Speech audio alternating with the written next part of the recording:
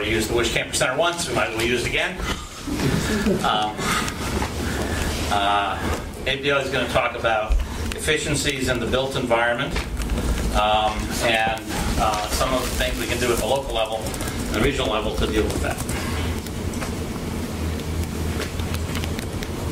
Well, as Charlie just mentioned, we're in the Wish Camper Center. And as Caitlin mentioned, this is heated with geothermal energy. It's also has these lights that are on sensors that help reduce energy use. And another way that it reduced energy use is when it was built, it was made partially with materials from the old Forest City Chevrolet building. It used to be here. And that kind of leads into the next point, which is even if you build every new building to the same standards this building is built to, you're still not going to reduce CO2 emissions as much as you will by increasing the energy efficiency of existing buildings. That's where the biggest gains are. And to that end, I'd like to talk about various incentives that are in place right now to do that. And the most interesting thing we learned is from talking to Efficiency Maine Trust. They have, well, of course, the PACE loans, but those are only available to people with middle income who can afford to take out a loan and pay it back, which many people can't. There's not a lot of options for those who can. There's a surcharge on your electric bill that goes to fund energy efficiency upgrades, but that is currently only available to homes that heat with electric heat. And who heats with electric heat? Most low-income homes heat with wood, so those upgrades aren't available to them. And that's a problem they're addressing, but so far it hasn't been addressed. And they also don't encourage switching from those homes that do have electric heat. They don't encourage switching to, say, natural gas because they don't want to be seen as picking winners and losers in the energy market. Well, I mean, they're implicitly making that choice by not doing anything. And another option they looked at was using carbon credits to fund building upgrades, which may have seemed like a great idea 5 or 6 years ago when people were actually trading carbon credits, but the prices have gone down a lot since then, so you can't get as much money out of those. And also the problem was these landlords own the buildings. They thought if they increased their energy efficiency, they should get the benefit from trading the carbon credits. Why should the state get it? So that's another reason why the state's not doing that anymore. And they're currently just trying to make these upgrades anyway, even if the benefits do go to the landlord ultimately. Presumably it's in everyone's interest. And the other problem we found out is with tax credits. We talked to some builders. They'll have these tax credits that come in and fund replacement windows or insulation, and they're really busy for a year or two. They have more work than they know what to do with. But then as soon as the credits expire, nobody's demanding that work anymore. And if you're not already in the business of doing that, why would you want to get in that business if it's just a boom-bust business? And it's not really, you need like a stable policy to encourage that activity.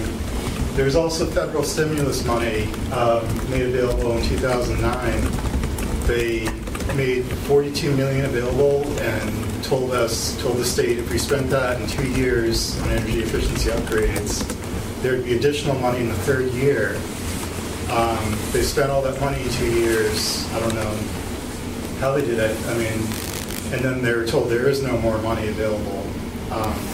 And that just doesn't seem like good policy. Just throw a bunch of money at the problem, expect people to spend it as fast as possible, and maybe they could get more done if they spread it out more with a stable policy. And another issue is some of these incentives are linked to specific technologies, but what works for one building doesn't work for all buildings. And if you only fund certain technologies, you might actually be encouraging technology that isn't suited for a building, and thus you're not getting maximum efficiency out of your upgrades. And the last thing is raising energy efficiency standards in buildings through the Maine Uniform Building Energy Code. This has been something that's been discussed. I know 10 years ago it was an issue. A lot of builders in Maine wanted a uniform building code because it was a huge headache. You'd work in one town, they have one building code, you go to the next town, they're doing something completely different. I remember it was being discussed in 2003 or 2004, and then finally was passed in 2008, implemented in 2010, and then it was rolled back in 2011. It still applies to any town in Maine with more than 4,000 residents, which in southern Maine, that's most of the towns. And from talking to builders, we learned that a lot of builders build to that code anyway, and they'll go, even if they go to a town where it doesn't apply, they want to use that code because it just makes for better products.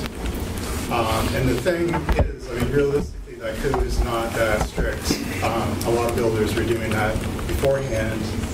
And any builder who wasn't, I mean, the one problem in Maine is you don't have to be licensed to be a builder. Anyone can do it. I could go out and do it. I mean, I've actually been trained to be a builder, so presumably I'd build a better house than maybe Marla would. But I mean, anyone can go out there and bust out a house in a weekend and do whatever. And if they go out in Casco or Harrison, they can do whatever they want. Well, maybe not whatever they want, but they don't have to necessarily insulate to the standards prescribed by the state's building code. And I mean, everything I just said, these regulations aren't exactly in place to the full effect they could be. But still, builders are building to these codes generally, so what's the problem? And I looked at this issue on a map. I mean, this map just shows the towns that have more than 4,000 residents in blue versus those with less than 4,000 residents. And there's nothing saying that those towns in orange aren't building to the MUBEC standards, but if we assume they aren't because those standards were in place before 2010, then the 4,895 houses built just in those orange towns, on average, wasted about 110 million BTUs per unit just in 2010 alone. And if you calculate that for all of those houses, that's 107,000 million BTUs and almost $3 million that was wasted just on those 4,895 towns in those towns there. And there's nothing, we don't really know what how the homes are built in those blue towns. I mean, we assume, we don't know because there's no energy code in place prior to 2010. And I mean, since 1980, we've known about this problem since 1980, and our building codes, as far as energy, haven't changed much since the 80s. We've built almost 100,000 homes since then, built to basically 1980s codes. And we could have done a lot more than we have done to improve the energy efficiency of those homes.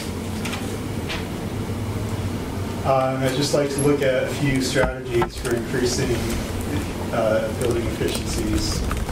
One, which was mentioned in the GPCOG plan for Cumberland County, is to have an information clearinghouse connected to state and federal policy. I mean, Efficiency Maine is already sort of a clearinghouse for that. But one thing that would be nice is to have more information available at the local level. And one example would be the Green Sneakers program, where people go door to door and spread information about PACE loans and other energy efficiency options that are available for people.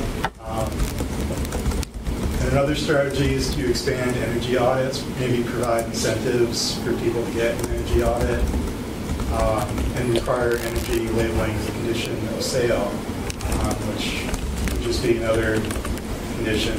There's already lots of those in place. And one idea we came up with is aspirational building codes, and maybe you could provide incentives for developers to meet those codes. I mean, as it is now, it seems very problematic to try to get a uniform code passed at the state level. So if you want to wait for that, you might wait another 10 years. Or you can try something in your own town to improve building efficiency.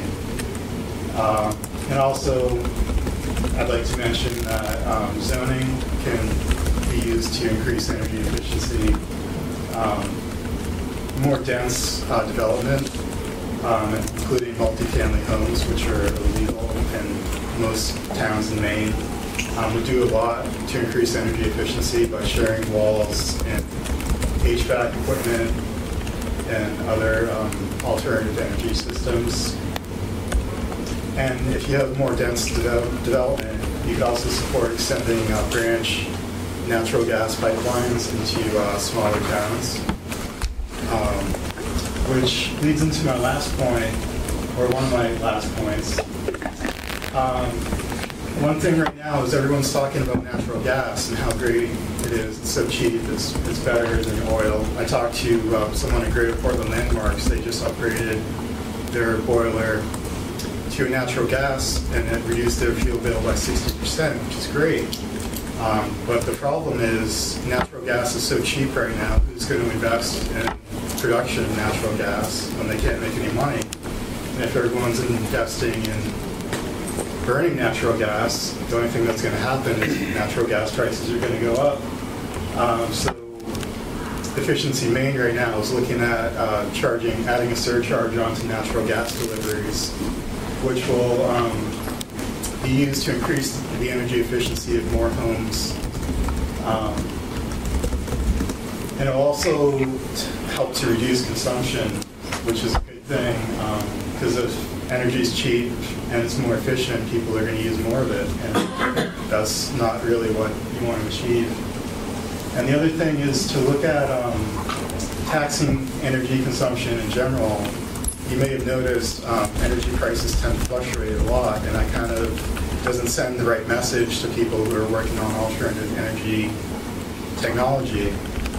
If the price of oil goes up to $150 a barrel, then it goes down to $30 a barrel a month later, I mean, it's hard to make any rational investments. And taxing energy so it would stay at a consistent price relative to the market price would help a lot. And Charlie has some ideas about that, but I don't know how you can realistically implement it. So it's an idea.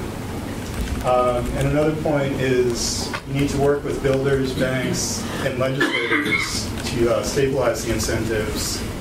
I mean, builders want uniform energy codes, and they want licensing for their profession, and I'm not sure what the issue is at the state level, but it seems to be an issue, and they can't get builders licensed. I think it would benefit everyone if this happens. So these people just need to get together and get on the same page, and it's not about Democrat versus Republican. Energy efficiency is better for everyone. And the last point I'd like to make is the initiatives need to be flexible, or the incentives need to be flexible to encourage the use of appropriate technologies and to adapt to technological change. I guess I'm going to wrap up there.